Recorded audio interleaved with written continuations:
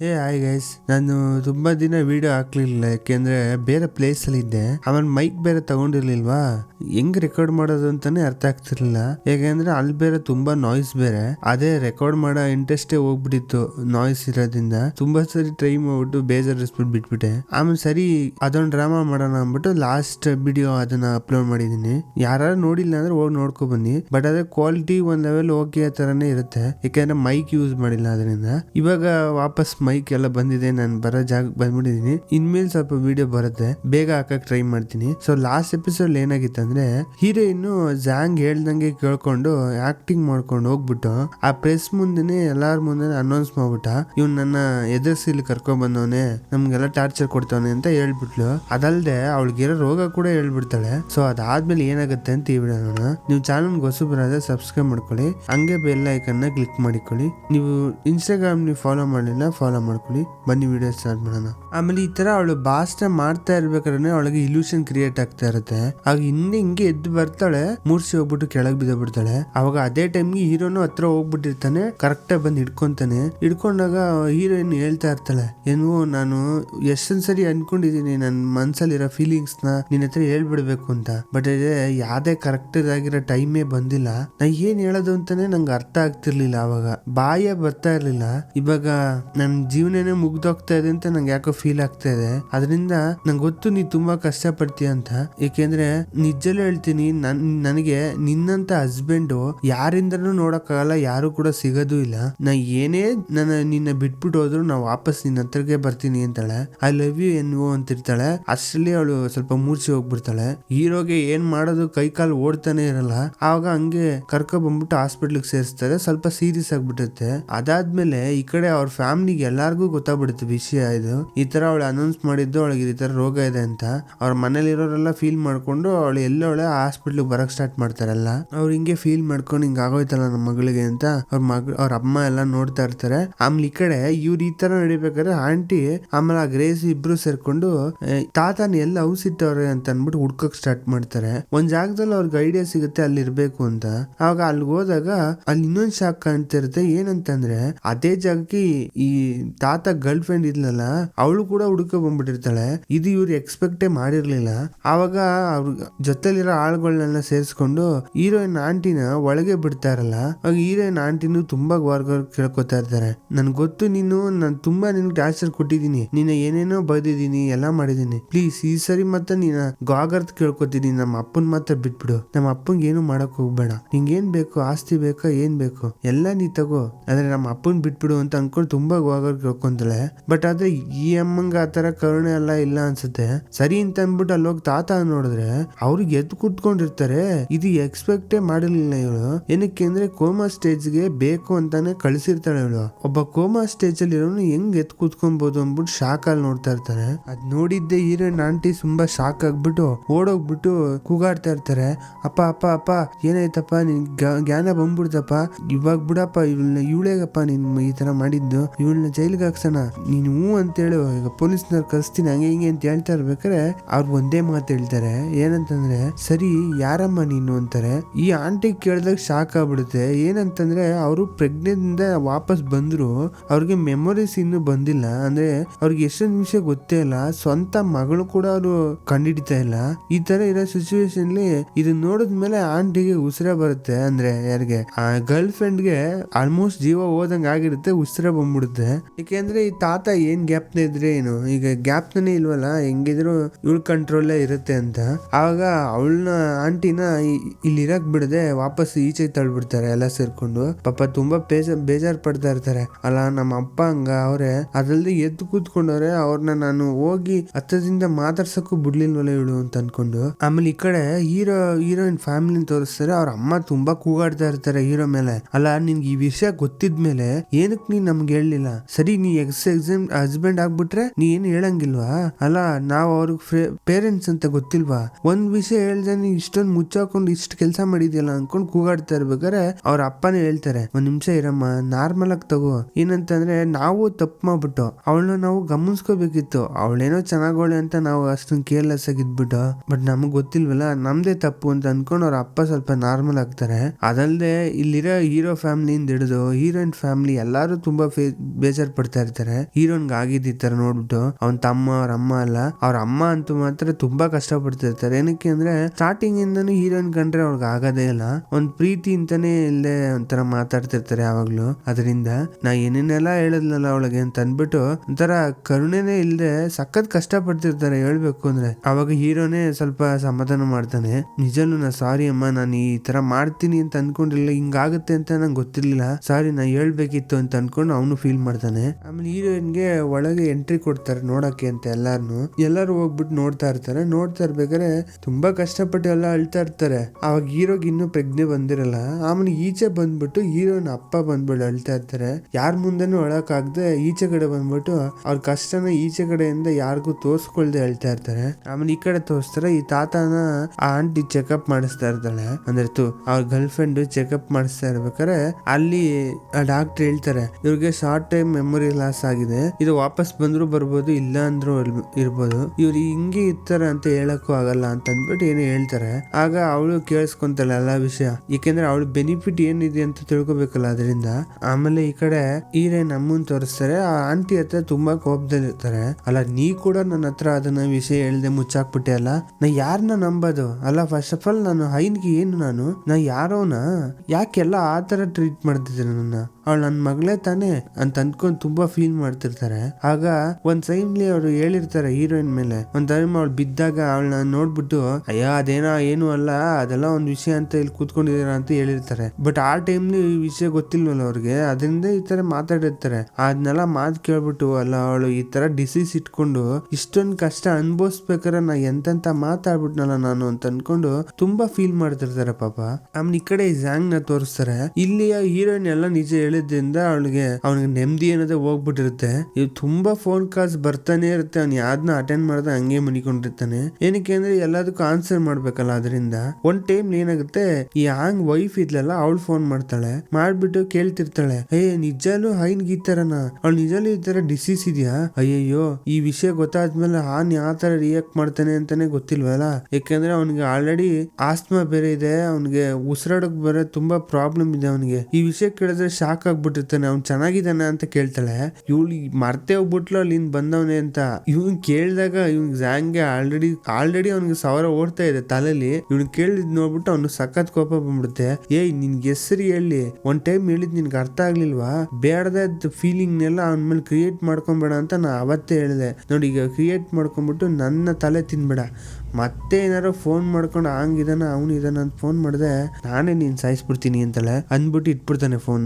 ಆಗ ಈ ಕಡೆ ಹಾಂಗ್ ನ ತೋರಿಸ್ತಾರೆ, ಅಂದ್ರೆ ಹಾಂಗು ಹೀರೋನ ಅವ್ರಿಬ್ರು ಹಿಂಗೆ ಮಾತಾಡ್ತಿರ್ಬೇಕಾದ್ರೆ ಅವ್ನು ತುಂಬಾ ಫೀಲ್ ಮಾಡ್ಕೊಂಡು ಹೇಳ್ತಾ ಇರ್ತಾನೆ. ಅದೇನೋ ಮಂತ್ರ ಹಾಕ್ಬಿಟ್ಟು ಸ್ವಲ್ಪ ಶಾಸ್ತ್ರಕ್ಕೆ ಏನೋ ಕ್ರಿಯೇಟ್ ಮಾಡಿರ್ತಾರೆ, ಒಂದ್ ಪೇಪರ್ ಇರುತ್ತೆ ಅವ್ರ ಅಮ್ಮ ಮಾಡಿಸ್ಕೊಟ್ಟಿರ್ತಾರೆ, ಅದನ್ನ ತಂದ್ಬಿಟ್ಟು ಹೀರೋ ಕೈ ಕೊಟ್ಬಿಟ್ಟು ಇದು ನಾನ್ ಯೂಸ್ ಮಾಡ್ತಾ ಇದ್ದೆ, ಇವಾಗ ಹೀರೋಗೆ ಬೇಕಾಗಿರೋದು ಹೀರೋಯಿನ್ಗೆ ಬೇಕಾಗಿರೋದು ಹೈನ್ಗೆ ಇದು ಅವ್ನ್ ಕೊಟ್ಬಿಡು, ಅವಳಿಗೆ ಇದು ಯೂಸ್ ಆಗೋದು ಅಂತ ಅನ್ಬಿಟ್ಟು ಅದನ್ನ ಕೊಡ್ತಾ ಇರ್ತಾನೆ. ಇವನ್ಗೂ ಸ್ವಲ್ಪ ಅಕ್ಕನ ಮೇಲೆ ಪ್ರೀತಿ ಇದೆಯಲ್ಲ ಅಂತ ಅನ್ಬಿಟ್ಟು ಹಗ್ ಮಾಡ್ಕೊಂಡು ಇವನು ತುಂಬಾ ಕಷ್ಟ ಪಡ್ತಾ ಇರ್ತಾನೆ ಹೀರೋ. ಬಟ್ ಆಮೇಲೆ ನೋಡಿದ್ರೆ ಹೀರೋನ್ ಎದ್ಬಿಡ್ತಾಳೆ, ಎಲ್ಲಾರು ಇವ್ರಿಬ್ರಿಗೂ ಶಾಕ್ ಆಗ್ಬಿಡುತ್ತೆ. ಹಿಂಗೆ ನೋಡ್ತಾ ಇರ್ಬೇಕಾರೆ ಅವನ್ಗೂ ಶಾಕ್ ಆಗ್ಬಿಟ್ಟು ನೋಡು ಇದು ಕೊಟ್ಟಿದ್ರಿಂದಾನೇ ಅವಳು ಎದ್ದಿದ್ದು ಅಂತ ಅನ್ಬಿಟ್ಟು ಇರು ನಾನು ಎಲ್ಲಾರನ್ನು ಕರ್ಕೊಂಡ್ ಬರ್ತೀನಿ ಅಂತ ಹೊಟ್ಟೋಗ್ಬಿಡ್ತಾನೆ. ಅವನು ಹೋದ್ಮೇಲೆ ಹೀರೋ ಹೋಗ್ಬಿಟ್ಟು ಮಾತಾಡ್ತಿರ್ತಾನೆ, ಹೆಂಗಿದ್ಯಾ ಅಂತ ಅನ್ಬೇಕಾರೆ ಹೀರೋನ್ ಹೇಳ್ತಾಳೆ, ಅಲ್ಲ ನೆನ್ನೆನೇ ನಾ ಸತ್ತೋಗ್ಬಿಡ್ತೀನಿ ಅಂತ ಅಂದ್ಬಿಟ್ಟು ನಾನು ನಿನ್ನ ಪ್ರಪೋಸ್ ಎಲ್ಲ ಮಾಡ್ಬಿಟ್ಟೆ, ನೀನ್ ಅಷ್ಟೊಂದು ತಲೆಗೆ ಹಾಕೋಬೇಡ, ನಿಜ ಇಲ್ಲ ನನ್ ನಿಜಲ್ಲೂ ನೀನ್ ಕಂಡ್ರೆ ನಂಗೆ ತುಂಬಾ ಇಷ್ಟ, ಅದರಿಂದನೇ ನಾ ಪ್ರಪೋಸ್ ಮಾಡಿದೆ, ನೀನ್ ಬಿಟ್ಟು ನನ್ಗೆ ಇರಕ್ ಆಗಲ್ಲ, ಏನಕ್ಕೆ ನಾನು ಡಿವೋರ್ಸ್ ಕೊಟ್ಟೆ ಅಂದ್ರೆ ನನಗೆ ಈ ಡಿಸೀಸ್ ಇಂದ ನೀನ್ ಒಬ್ಬಂಟಿ ಆಗ್ಬಿಡ್ತೀಯ ಅಂತ ಅನ್ಬಿಟ್ಟೆ ನಾನು ನಿನ್ಗೆ ಡಿವೋರ್ಸ್ ಕೊಟ್ಟಿದ್ದು, ಆದ್ರೆ ನಿಜಲ್ಲೂ ಹೇಳ್ತೀನಿ ನಾ ತುಂಬಾ ಕಷ್ಟ ಅನ್ಭವಿಸ್ತಾ ಇದೀನಿ ಅಂತ ಅಂತಾಳೆ. ಅನ್ಬಿಟ್ಟು ಈಗ ನನಗೆ ನಿನ್ ಕಂಡ್ರೆ ಇಷ್ಟ ಇದೆ, ಆದ್ರೆ ನಿನ್ಗೆ ನನ್ ಫ್ಯಾಮಿಲಿ ಕಂಡ್ರೆ ಇಷ್ಟ ಅಲ್ವಲ್ಲ, ಅದರಿಂದ ತಾನೇ ನೀನ್ ಈಚ್ಕೋಗ್ಬೇಕು ಅಂತ ನಾನು ಡಿವೋರ್ಸ್ ಕೊಟ್ಟಿದ್ದು ಅಂತ ಹೇಳ್ತಾ ಇರ್ತಾಳೆ. ಅಂದ್ಬಿಟ್ಟು ನನ್ಗೆ ಅರ್ಥ ಆಗತ್ತೆ ನೀ ಏನಕ್ಕೆ ನಂಗೆ ಡಿವೋರ್ಸ್ ಕೊಟ್ಟೆ ಅಂತ, ಈ ತರ ನನ್ನ ಫ್ಯಾಮಿಲಿಯಿಂದ ನೀ ಟಾರ್ಚರ್ ಅನ್ಭವಿಸ್ತಿರತ್ತಾನೆ ನಂಗೆ ಕೊಟ್ಟೆ, ನಾ ಅರ್ಥ ಆಗತ್ತೆ ಅಂತ ಹೇಳ್ತಾ ಇರ್ಬೇಕಾದ್ರೆ ಹೀರೋಗೆ ಇದನ್ ಕೇಳ್ದಾಗ ತುಂಬಾ ಫೀಲ್ ಮಾಡ್ತಾನೆ, ಏನ್ ಮಾತಾಡೋದು ಅಂತಾನೆ ಅರ್ಥ ಆಗದೆ ಹಗ್ ಮಾಡ್ಕೊಂಡು ಅಳ್ತಾ ಇರ್ತಾನೆ. ಆಮೇಲೆ ಆಮೇಲೆ ಅವ್ರ ಫ್ಯಾಮಿಲಿಯವರೆಲ್ಲ ಬಂದ್ಬಿಟ್ಟು ಮಾತಾಡ್ತಿರ್ತಾರೆ. ಅವ್ರ ಅಪ್ಪ ಹೇಳ್ತಾರೆ, ಅಲ್ಲ ನೀ ಯಾಕೆ ನನ್ಗೆ ಹೇಳಿಲ್ಲ ಈ ವಿಷಯನ, ಅಲ್ಲ ನೀ ಯಾಕೆ ಇಷ್ಟೊಂದು ವಿಷಯ ನಿನ್ ತಲೆಲೇ ಇಟ್ಕೊಂಡು ತುಂಬಾ ಸಫರ್ ಮಾಡಿದೆ, ನಿಂಗೆ ಒಂದ್ ವಿಷಯ ಗೊತ್ತಾ, ನಂಗೆ ಎಷ್ಟು ಜನ ಡಾಕ್ಟರ್ಸ್ ಗೊತ್ತು ನಿಂಗೆ ಅಂತ ಗೊತ್ತಾ, ಅವ್ರನ್ನೆಲ್ಲ ನಾ ಹೇಳ್ಬಿಟ್ಟು ನೀನು ಆಲ್ಮೋಸ್ಟ್ ಕ್ಯೂರ್ ಮಾಡ್ಬಿಡ್ತಿದ್ದೆ, ನೀ ಯಾಕೆ ಇಂತ ಟೆನ್ಷನ್ ತಗೊಂಡು ನಿನ್ನೆ ಇಷ್ಟೊಂದು ಕಷ್ಟ ಅನ್ಭವಿಸ್ತೆ ಅಂತ ಅನ್ಕೊಂಡು ಖುಷಿ ಪಟ್ಕೊಂಡು ಫೇಸ್ಲಿ ಒಂದ್ ನಗು ಇಟ್ಕೊಂಡೇ ಮಾತಾಡ್ತಿರ್ತಾರೆ. ಹೀರೋನ್ಗೆ ಅರ್ಥ ಆಗತ್ತೆ ಇವ್ರು ನನ್ನ ಸ್ವಲ್ಪ ನಂಬಿಕೆ ಬರ್ಸಕ್ಕೋಸ್ಕರ ಹಿಂಗ್ ಮಾತಾಡ್ತಾರೆ ಅಂತ. ಏನಕ್ಕೆ ಅಂದ್ರೆ ಅವ್ರಿಗೂ ಕೂಡ ಗೊತ್ತು ಈ ಡಿಸೀಸ್ ಇಂದ ಕ್ಯೂರ್ ಮಾಡಕ್ ಆಗಲ್ಲ, ಹೀರೋನ್ ಬದುಕಕ್ಕೆ ಸಾಧ್ಯನೇ ಇಲ್ಲ ಅನ್ನೋ ವಿಷಯನೂ ಗೊತ್ತು. ಅದರಿಂದನೇ ಅವರು ಸ್ವಲ್ಪ ನಂಬಿಕೆ ಬರ್ಲಿ ಅಂತ ಮಾತಾಡ್ತಾವ್ರೆ ಅಂತ ಹೀರೋನ್ಗೂ ಅರ್ಥ ಆಗ್ಬಿಟ್ಟು ಕೇಳಿಸ್ಕೊಂತಾಳೆ ಸುಮ್ನೆ. ಆಮೇಲೆ ಎಲ್ಲಾ ಮಾತು ಕೇಳಾದ್ಮೇಲೆ ಹೀರೋನ್ ಕೇಳ್ತಾಳೆ, ಸರಿ ಅಮ್ಮ ಎಲ್ಲಿ ಅಂತ ಅಂದಾಗ ಈ ಕಡೆ ತೋರಿಸ್ತಾರೆ. ಅವ್ರ ಅಮ್ಮ ತುಂಬಾ ಫೀಲ್ ಮಾಡ್ಕೊಂಡು ಒಂದ್ ಮೆಟ್ಲ ಹತ್ರ ಕೂತ್ಕೊಂಡು ತುಂಬಾ ಫೀಲ್ ಮಾಡ್ತಿರ್ತಾರೆ. ನಾ ಈ ತರ ಮಾಡ್ಲೇಬೇಡ್ದಿತ್ತು ಅಂತ ಅನ್ಕೊಂಡು ಆಗ ಹೀರೋ ಬಂದ್ಬಿಟ್ಟು ಯಾಕೆ ನೀವು ಅವಳನ್ನ ಹೋಗಿ ಮೀಟ್ ಮಾಡ್ಲಿಲ್ಲ ಅಂದಾಗ, ಅಲ್ಲ ನಾ ಇಷ್ಟೆಲ್ಲ ಮಾತಾಡ್ಬಿಟ್ಟು ನಾ ಯಾವ ಮುಖ ಇಟ್ಕೊಂಡು ಅವಳ ಹತ್ರ ಮಾತಾಡ್ಲಿ, ನೀನ್ ಹೇಳು, ಅಲ್ಲ ಚಿಕ್ಕ ವಯಸ್ಸಲ್ಲಿ ಅವಳು ನನ್ನ ಅಮ್ಮ ಅಂತ ಅಂದ್ಬಿಟ್ಟು ನನ್ನ ಕೈ ಇಟ್ಟು ಮುಟ್ಟಕ್ ಬಂದಾಗ ಆ ಇನ್ಸಿಡೆಂಟ್ ಇಂದ ಅವಳು ಏನೋ ಒಂಥರ ಕೊಲೆಗಾರಿ ತರ ನಾ ಟ್ರೀಟ್ ಮಾಡಿದೆ. ಕೊಲೆ ಮಾಡಿದವಳು ಒಂದು ಕ್ರೈಮ್ ವಿಕ್ಟಿಮ್ ಹೆಂಗಿರ್ತಾರೋ, ಒಂದು ಪೊಲೀಸ್ ಸ್ಟೇಷನ್ ಇಂದ ಬಂದ್ರೆ ಹೆಂಗಿರ್ತಾರೋ ಆ ತರ ನಾನು ಅವಳನ್ನ ಟ್ರೀಟ್ ಮಾಡ್ತಿದ್ದೆ. ಅವಳಿಗೆ ಆ ವಿಷಯ ಅವಳಿಗೆ ಅರ್ಥನೇ ಆಗ್ಲಿಲ್ಲ ಆ ಟೈಮ್ಲಿ. ನಾ ಯಾಕೆ ಹಂಗ ಆಡ್ದೆ ಅಂತಾನು ನನಗೂ ಆ ಟೈಮ್ಲಿ ಗೊತ್ತಿಲ್ಲ. ಈ ತರ ಎಲ್ಲ ಟ್ರೀಟ್ ಮಾಡ್ಬಿಟ್ಟು ನಾ ಇವಾಗ ಹೋಗ್ಬಿಟ್ಟು ಅವಳ ಹತ್ರ ಏನಂತ ಮಾತಾಡ್ಲಿ, ಹೇಳು ನೀನೇ ಹೇಳು ಅಂತ ಅಂದ್ಬಿಟ್ಟು ಹಿಂಗೆ ಫೀಲ್ ಮಾಡ್ಕೊಂಡು ಹೇಳ್ಬೇಕಾರೆ ಈ ಕಡೆ ಹೀರೋಯಿನ್ ನಿಂತ್ಕೊಂಡಿರ್ತಾಳೆ. ಈ ಮಾತಾಡೋದೆಲ್ಲ ಅವಳು ಕೇಳಿಸ್ಕೊಂತಾಳೆ. ಆಮೇಲೆ ಒಳಗ್ ಬಂದ್ಮೇಲೆ ಹೀರೋಯಿನ್ ಹೇಳ್ತಾಳೆ, ಏನಮ್ಮ ನೀವ್ ಇನ್ನೂ ನನ್ನ ಹತ್ರ ಜಗಳ ಆಡ್ತಾ ಇರ್ತೀನ ಏನು ಅಂತ ಅಂದಾಗ ಅವ್ರ ಅಮ್ಮ ಅಂತಾರೆ, ಅಲ್ಲ ನಿನ್ಗೆ ಈ ಡಿಸೀಸ್ ಬಂದ್ಮೇಲಿಂದ ನಿನ್ಗೆ ಏನಾದ್ರು ನೋವುತ್ತಾ ಅಂದಾಗ ಒಂದೊಂದ್ ಟೈಮ್ ನೋವುತ್ತೆ, ಒಂದೊಂದ್ ಟೈಮ್ ಭಯಂಕರ ನೋವುತ್ತೆ, ಆದ್ರೆ ಒಂದೊಂದ್ ಟೈಮ್ ನೋವು ಅನ್ನೋದೇ ಗೊತ್ತಾಗಲ್ಲ, ನಾ ಎಲ್ಲಿರ್ತೀನಿ ಅಂತಾನೆ ನಂಗೆ ಗೊತ್ತಾಗಲ್ಲ ಅಂತಾಳೆ.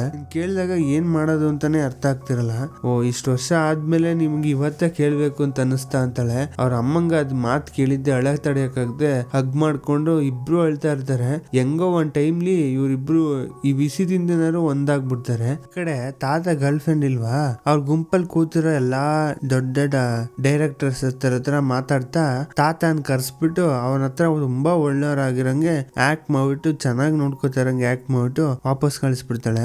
ಏಕೆ ಅಂದ್ರೆ ತಾತಂಗೆ ಮೂರ್ಛೆ ಇಲ್ವಲ್ಲ, ಅದರಿಂದ ಅಲ್ಲಿರೋ ಹತ್ರ ಮಾತಾಡ್ತಾ ಇರ್ತಾಳೆ. ಅಲ್ಲ ಈಗ ಸ್ಟಾಕ್ಸ್ ಎಲ್ಲ ತುಂಬಾ ಡೌನ್ ಅಲ್ಲಿ ಇದೆ, ಈಗ ಏನಾರು ಮಾಡ್ಬಿಟ್ಟು ಸ್ಟಾಕ್ಸ್ ರೇಟ್ ನ ಜಾಸ್ತಿ ಮಾಡ್ಬೇಕು, ಏನಾರು ಮಾಡಿ ಸ್ಟಾಕ್ಸ್ ಇಂಪ್ರೂವ್ ಮಾಡ್ಬೇಕು ಅಂತ ಮಾತಾಡ್ತಾ ಇರ್ತಾಳೆ. ಹಿಂಗೆ ಕಟ್ ಮಾಡಿದ್ರೆ ಈ ಕಡೆ ಅವನ್ ಮಗ ಇಲ್ವಾ ಜ್ಯಾಂಗು, ಅವ್ನು ಕೂಡ ಇದ್ರ ಬಗ್ಗೆನೇ ಮಾತಾಡ್ತಿರ್ತಾನೆ. ಹೆಂಗಾರ ಮಾಡ್ಬಿಟ್ಟು ಸ್ಟಾಕ್ಸ್ ರೇಟ್ ಜಾಸ್ತಿ ಮಾಡ್ಬೇಕು, ಅದಕ್ಕೆ ನಮ್ ದುಡ್ಡನ್ನೇ ಹಾಕ್ಬಿಟ್ಟು ಸ್ಟಾಕ್ಸ್ ಎಲ್ಲ ನಾವೇ ತಗೊಂಡು ಅದನ್ನ ಇನ್ಕ್ರೀಸ್ ಮಾಡಿಸ್ಬೇಕು ಅಂತ ಮಾತಾಡ್ತಾ ಇರ್ಬೇಕ್ರೆ ಅಲ್ಲಿರೋರು ಹೇಳ್ತಾರೆ, ಹೌದು ಸರ್ ಈ ತರ ಮಾಡ್ಬೋದು, ಬಟ್ ಆದ್ರೆ ತಾತ ಒಂದ್ ಟೈಮ್ ಅಲ್ಲಿ ಅವ್ರದ್ದು ಸೀಕ್ರೆಟ್ ಫಂಡ್ ಅಂತಾನೆ ಒಂದು ಕ್ರಿಯೇಟ್ ಮಾಡಿ ಇಟ್ಟಿದ್ರು, ಆ ದುಡ್ಡನ್ನೇನಾದ್ರು ನಮ್ಗೆ ಸಿಕ್ಬಿಡ್ತು ಅಂದ್ರೆ ಇದ್ರಿಗೆ ಇನ್ವೆಸ್ಟ್ ಮಾಡ್ಬಿಟ್ಟು ನಾವು ನಮ್ ಮಾಮೂಲಿ ನಾರ್ಮಲ್ ರೇಟ್ಗೆ ಸ್ಟಾಕ್ಸ್ ನೆಲ್ಲ ತಗೊಂಡ್ಬಂದ್ಬಿಡ್ಬೋದು ಅಂತ ಹೇಳ್ತಾನೆ. ಹೌದಾ ಎಷ್ಟಿರ್ಬೋದು ಅಂದ್ರೆ ಮಿನಿಮಮ್ ಅಂದ್ರೆ 900 ಕೋಟಿ ಇರ್ಬೋದು ಅಂತಾನೆ. 900 ಕೋಟಿನ ಎಲ್ಲಿದೆ ಅಂದಾಗ ಅದೇ ಸಾರ್ ಗೊತ್ತಿಲ್ಲ ಅಂತ ಹೇಳ್ತಾನೆ. ಆಮೇಲೆ ಹೀರೋಯಿನ್ ಹೀರೋ ಅಪ್ಪನ್ ತೋರಿಸ್ತಾರೆ. ಅವ್ರು ತುಂಬಾ ಫೀಲ್ ಮಾಡ್ತಿರ್ತಾರೆ ಹೀರೋಯಿನ್ ಅಪ್ಪ.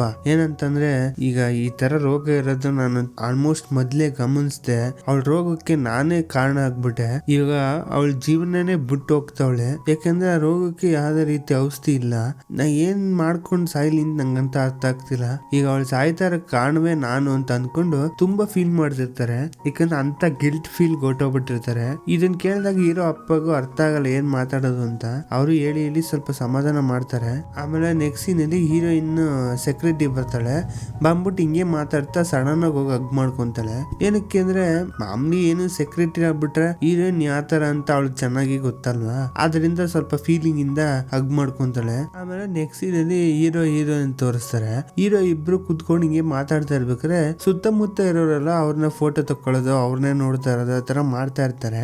ಏನಕ್ಕೆ ಅಂದ್ರೆ ಇವ್ರು ಆಲ್ರೆಡಿ ಡಿವೋರ್ಸ್ ಎಲ್ಲ ತಗೊಂಡು ವಾಪಸ್ ಜೋಡಿ ಆಗ್ತಾರಲ್ಲ, ಅದರಿಂದ ಇದನ್ನ ನೋಡಿದಾಗ ಅವರೆಲ್ಲ ಸ್ವಲ್ಪ ಶಾಕಿಂಗ್ ಆಗಿ ನೋಡ್ತಿರ್ತಾರೆ. ಅವಾಗ ಹೀರೋಯಿನ್ ಅಂತಾಳೆ, ಇವ್ರೆಲ್ಲ ಏನ್ ತಿಳ್ಕೊತಾರ ಗೊತ್ತಾ, ಸುಮ್ನೆ ಜನಗಳ ಮುಂದೆ ಹಿಂಗ್ ಆಕ್ಟ್ ಮಾಡ್ತಾವ್ರೆ ಅಂತ ತಿಳ್ಕೊಂತಾರೆ, ಈಗ ನೀನು ನಾರ್ಮಲ್ ಆಗಿ ನಾವು ನಿಜಾಲು ಲವ್ ಮಾಡ್ತಿದೀವಿ ಅಂತ ತೋರ್ಸ್ಬೇಕು, ಮಾಡು ಏನಾರ ಅಂದಾಗ ಹೀರೋ ನಾರ್ಮಲ್ ಆಗಿ ಕೆಳಗ್ ಕೂತ್ಕೊಂಡ್ಬಿಟ್ಟು ಒಂದ್ ಫೇಸ್ ಲಿಂಗ್ ನೋಡ್ತಾನಷ್ಟೇ. ಆ ಲುಕ್ ನೋಡಿದಾಗ ಹೀರೋಯಿನ್ ಮತ್ತೆ ಬಿದ್ದೋಗ್ಬಿಡ್ತಾಳೆ. ಅವಳಿಗೆ ಏನ್ ಮಾತಾಡೋದು ಅಂತಾನೆ ಅರ್ಥ ಆಗ್ತಿರಲ್ಲ, ಕಂಟ್ರೋಲೇ ಇರಲ್ಲ. ಆಗ ಸ್ವಲ್ಪ ನಾರ್ಮಲ್ ಆಗ್ಬಿಟ್ಟು ಸರಿ ನೀ ಎಷ್ಟೊತ್ತು ನೋಡ್ತಿರ್ತೀಯ, ಬರೀ ನೋಡ್ತಾನೆ ಇದ್ಬಿಡ್ತೀಯ ಬಿಟ್ರೆ ಅಂತ ಅಂದಾಗ ಏನ್ ಮಾಡ್ಲಿ ಅಂದ್ರೆ ಈಗ ನನ್ನ ಹೆಗಲ ಮೇಲೆ ಕೈ ಹಾಕೊಂತಾಳೆ. ಹೇಳ್ತಾಳೆ. ಹೌದಲ್ಲ ಅಂತ ಅಂದ್ಬಿಟ್ಟು ಕೈ ಹಾಕ್ಬಿಟ್ಟು ನೀಟಾಗಿ ಕರ್ಕೊಂಡು ಹೋಗ್ತಾನೆ. ಆಗ ಹಿಂಗೆ ಹೋದ್ಮೇಲೆ ಸಡನ್ ನೋಡಿದ್ರೆ ಜಾಂಗ್ ಬರ್ತಾನೆ. ಏನಂತಂದ್ರೆ ಹೀರೋಯಿನೇ ಕರ್ಸಿರ್ತಾಳೆ ನಿನ್ನ ಹತ್ರ ಮಾತಾಡ್ಬೇಕು ಅಂತ.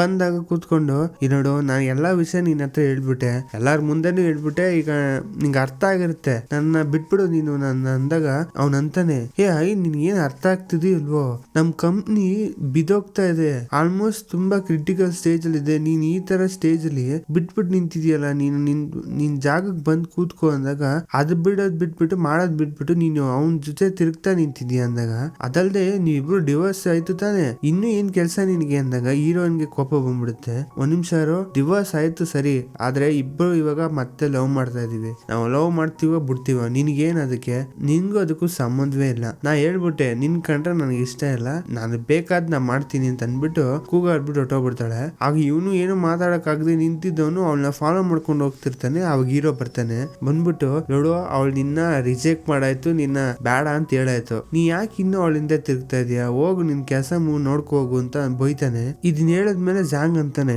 ಓಹೋ ಏನ್ ನೀನು ತುಂಬಾ ಆಡ್ತಾ ಇದೀಯಾ, ಯಾಕೆ ಮತ್ತೆ ವಾಪಸ್ ಸೇರ್ಕೊಂಡಿದ್ಯಾ ಅಂತ ನಂಗೆ ಚೆನ್ನಾಗ್ ಗೊತ್ತು, ಅವಳ ಹತ್ರ ದುಡ್ಡಿದೆ, ಅವಳು ಹೋದ್ಮೇಲೆ ಎಲ್ಲಾ ದುಡ್ಡು ನಿನಗ್ ಬರುತ್ತೆ ಅಂತ ತಾನೆ, ಅವಳು ಬಿಟ್ಬಿಟ್ಟು ಹೊಟ್ಟೋಗ್ಬಿಡು, ನಿನ್ಗೆ ಎಷ್ಟು ಕ್ಯಾಸ್ ಬೇಕು ಹೇಳು, ನಾ ಕೊಡ್ತೀನಿ ನಿನ್ಗೆ, ನೀ ತಲೆನೇ ಕೆಡ್ಸ್ಕೊಬಿಡ, ದುಡ್ಡೆಲ್ಲ ನನ್ನ ಹತ್ರ ತುಂಬಾ ಇದೆ ಅಂತಾನೆ. ಇದನ್ ಕೇಳಿದ್ರೆ ಸಖತ್ ಕೋಪ ಬಂದ್ಬಿಟ್ಟು ಹೊಡಿಯಕ್ಕೆ ಹೋಗ್ಬಿಡ್ತಾನೆ ಹೀರೋ. ಕಂಟ್ರೋಲ್ ಮಾಡ್ಕೋತಾನೆ, ಹೊಡಿಯಲ್ಲ, ಬಟ್ ಆದ್ರೆ ನೋಡು ನನ್ ತಂಟೆಗ್ ಬರ್ದೆ ನಿನ್ ಪಾಡು ಹೋದ್ರೆ ಸರಿ, ನೀ ಬಾಯಿ ತುಂಬಾ ಕಂಟ್ರೋಲ್ ಇಲ್ದೆ ಮಾತಾಡ್ತಿದ್ಯಾ, ನಿನ್ ಬಾಯಿನ ಕಂಟ್ರೋಲ್ ಇಟ್ಕೋ, ಈ ಜಾಗ ಬಿಟ್ಬಿಟ್ಟು ಹೋಗು ಅಂತಾನೆ. ಹೋಗು ಅಂತ ಅಂದ್ಬಿಟ್ಟು ಹೋಗ್ತಿರ್ತಾನೆ, ಮತ್ತೆ ಕೂಗ್ತಾನ, ಒಂದು ಬಿಡ್ತಾನೆ ಅವನ್ ಮೂತಿಗೆ.